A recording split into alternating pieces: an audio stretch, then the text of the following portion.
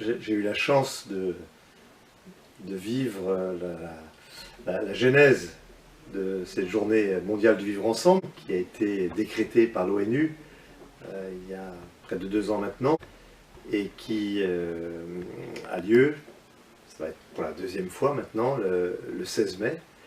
C'est une initiative qui a été prise par le Cheikh Khaled Bentounès, le maître spirituel d'une confrérie soufie algérienne, Tariqa Alaouia, et dont je bénéficie de l'amitié depuis, je ne sais plus, maintenant une 30aine d'années. Et donc j'ai vu le projet grandir et puis aboutir.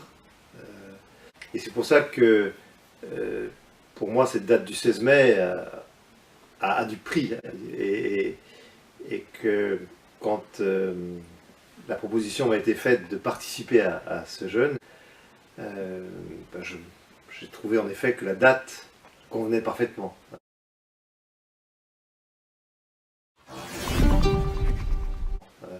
Parce que pourquoi jeûner? Jeûner, c'est... il peut y avoir bien des manières de jeûner, bien des raisons de jeûner, mais le jeûne vient dire un manque. Il vient souligner un manque. Chez Gandhi, c'était lorsqu'il y avait un manque de justice ou un manque de réconciliation. Et là, eh bien, il s'agit de manifester que nous sommes en manque, en particulier dans le contexte actuel, d'une Europe qui retrouve un vrai souffle.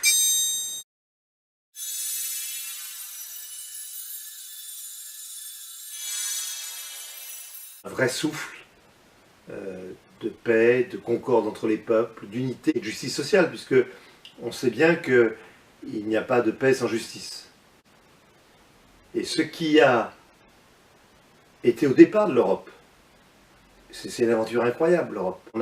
On avait des pays qui venaient de se déchirer dans au moins 2 guerres, voire 3 guerres successives, quand la France et l'Allemagne, et que peu de temps après, il y a des hommes qui se lèvent, qui avaient été des opposants au nazisme, au fascisme, comme Konrad Adenauer par exemple, qui se lèvent, Jean Monnet, de Gaspari, Schuman, qui se lèvent et qui disent on va faire une unité sur des bases économiques, c'est-à-dire sur ce qui peut nous réunir le plus facilement, notre intérêt à tous, pour qu'il n'y ait plus jamais la guerre.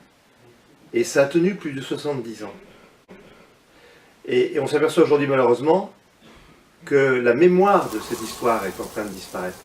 Et donc je crois qu'il faut vraiment qu'on retrouve le souffle de départ, de cette volonté de réconciliation et cette confiance de départ que tous les peuples européens sont capables de s'unir pour le bien des uns et des autres.